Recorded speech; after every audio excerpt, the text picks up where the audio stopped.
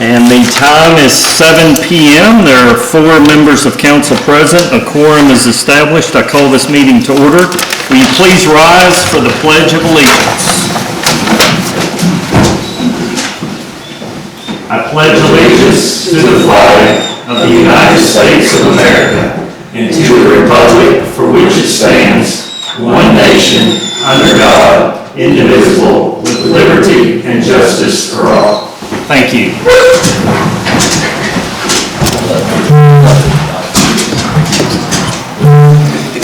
Item number 3 was public comment. We did not have any member of the public sign up to speak. Item number 4 is approval of November 18th, 2025 council meeting minutes. Those were in your packet. I know you've had an opportunity to look those over. We'll just need a motion to approve. Got a motion from Barnes, a second from Ledford. Any further discussion? Poll the members, please. Barnes. Aye. King. Aye. Ledford. Aye. Murphy. Item number 5 is the November financial reports. Those were in your packet. I know you've had an opportunity to review those. If you have any questions or comments that you wish to bring forward, please don't hesitate to do so at this time. Okay, hearing no questions or comments. Item number 6 is employee recognition. So we have a couple of employees that we wish to recognize tonight. And I will step around to the front, but Chief, I'm going to let you take the lead on this first recognition. And Laura, will you be able to get our photo?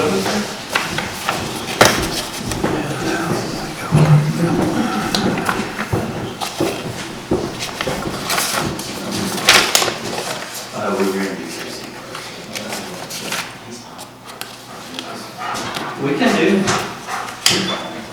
You want to go on first?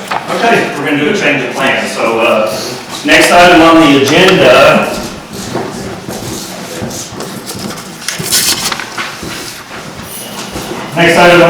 is Resolution R12, 2025. This is a resolution of the City Council of the City of Mount Sterling, Kentucky, authorizing the retirement of Police Dog Bommel and awarding K-9 Bommel to Detective Cody McDaniel, providing effective date, annual stipend for care, reimbursement for medical care, and all other purposes. So, Detective McDaniel, would you like to step forward with Bommel?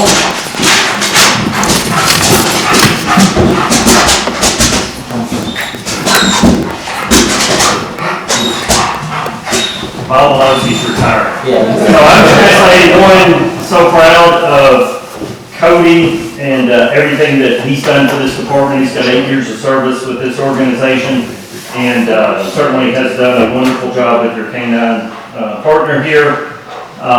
You all have been a team for how many years? 6 now? 6, 7, yeah.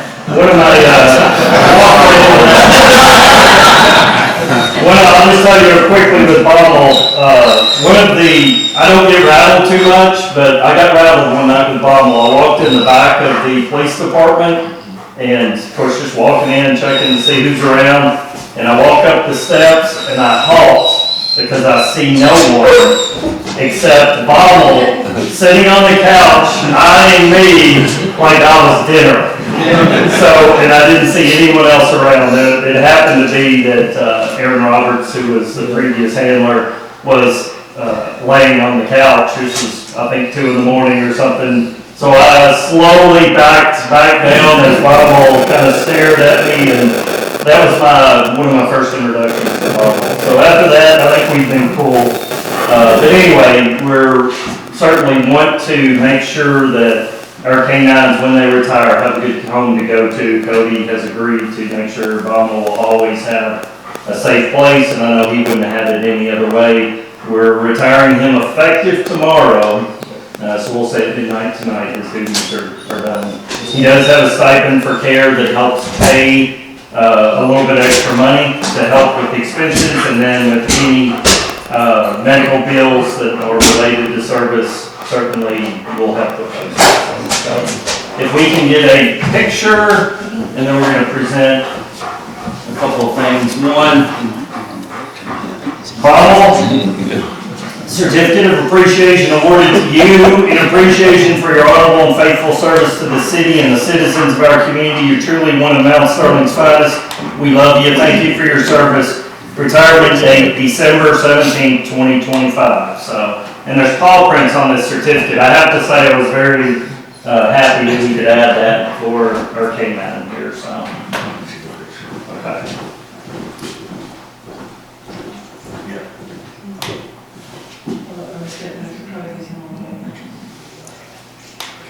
Okay, Cody, do you have anything you wish to add? It'll look nice in your office. It will. Okay. No, it's just, I mean, he's doing the best stuff that's happened in my career, so, my career wouldn't be what it is without him, so. If he had policy driving, I'd just ride, so. He's a good boy, and as a party gift, we thought about throwing tennis balls tonight, but we were really worried about where Bob would take off and go, so we're just gonna hand this over for Bob, that you can take and have fun with him a little bit later, and, we appreciate you. Like I said, Cody, for everything. So, everybody give Bob a round of applause.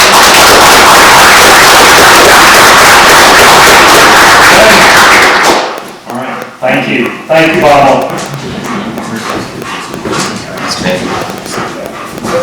Oh, okay. Okay, so, I think we're just gonna mix things up a little bit, and we'll continue on.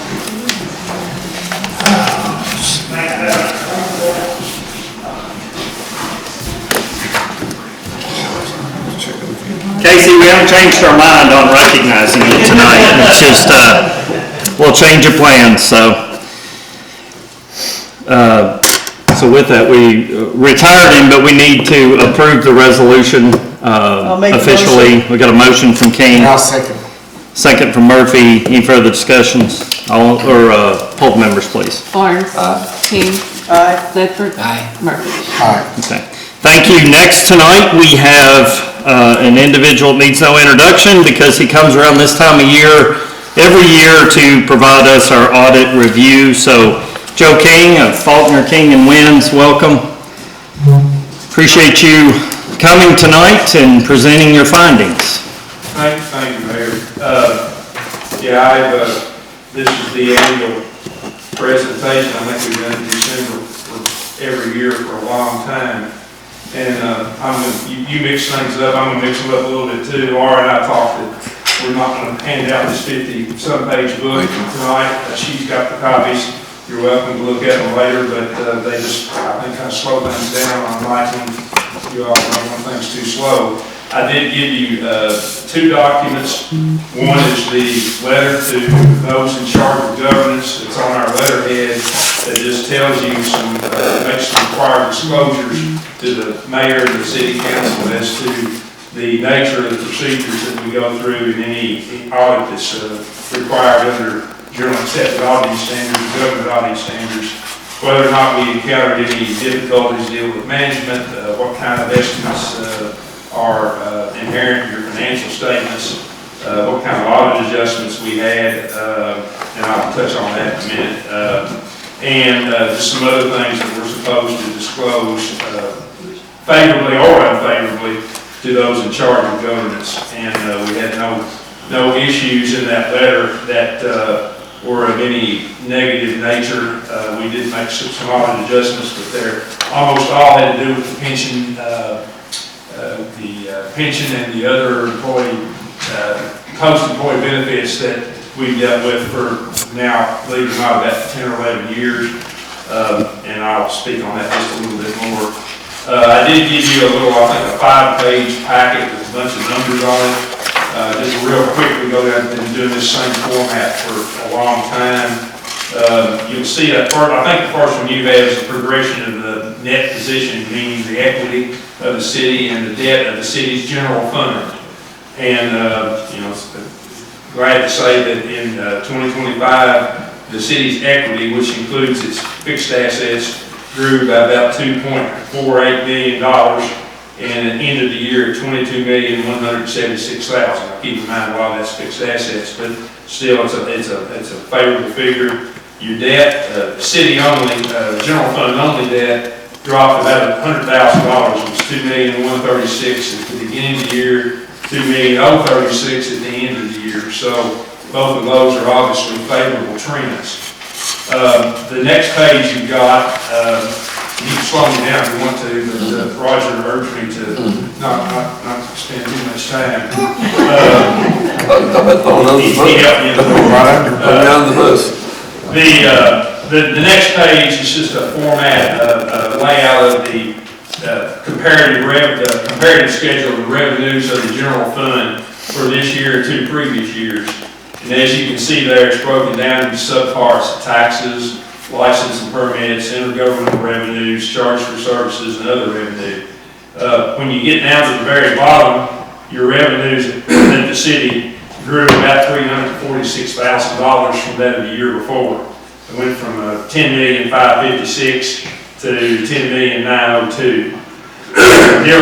There's some 16 or 18 categories there, lots of pluses and minuses. About the biggest one of those increases was insurance premiums, and that's an unpredictable number. It kind of depends a lot on the timing of the receipts, and that's been one of your major revenue sources for a long time. So all in all, your revenues went up $346,000 in the general fund from the year before. When you go over to the next page, you have the same layout for expenses of the general fund. And so, again, they're broken out between the general government, the basics of the government, police, public works, fire contract, and planning and zoning. Again, no notable issues there. The total expenses for the year went up about $406,000. They were $7,073,000 a year ago and $7,480,000 this year. The biggest increase was in materials and supplies and public works, and that's a number that jumps up and down just depending on what goes on with each year. You might notice 2 years ago it was $934,000, this year it's $1,016,000. I think the blip the year before had to do with using some grant funds that you had available during all the federal grants that you were receiving. So again, all in all, not a very big increase. In fact, a decrease in some departments. So really nothing. These are audited numbers, I might add. There's really nothing in there that was of any concern to us. I guess I kind of skipped and didn't tell you that the auditor's report that's in this big package here is what we call an unmodified opinion. That's what the industry calls it, meaning that it states that the financial statements that I'm giving you the summary of are fairly stated based on our audit procedures, and we had no reservations about the accuracy of those amounts. Then the last 2 pages are really the pension data, which probably you get a little worn out talking about that. As you know, your financial statements include a liability for your share of the statewide liability for the pension, the unfunded liability for the pension, and for the other post-employment benefits. That number has kind of leveled out. It was rising steadily back in the teens and maybe the early 20s. Again, as I've told you before, and you already know, it's a number you have absolutely no control over. That's a statewide situation, and what the actuaries do after they compute that is just allocated to each municipality based on your share of payroll to the total payroll in the entire statewide county employee retirement systems. That, by the way, is not really actuarially sound, because every city and every government has different demographics as far as the age of their employees and how far away from retirement and all that. That's just the best they can do with the process. So you have a liability that the city, including the rec commission, had a liability of about $7.8 million on your financial statements this year, slightly up from the year before. Mount Strong Water and Sewer was just a little bit, they were about half of what yours is, and that's customary from the past. Again, your financial statements include in a separate group your component units, which the Water and Sewer, the Rec Commission, Tourism Commission. So anyway, the unfunded liability, like I say, is about $7.8 million for the the cities itself. And not much change there. The statewide financial statements that the actuaries put out show what the funded ratio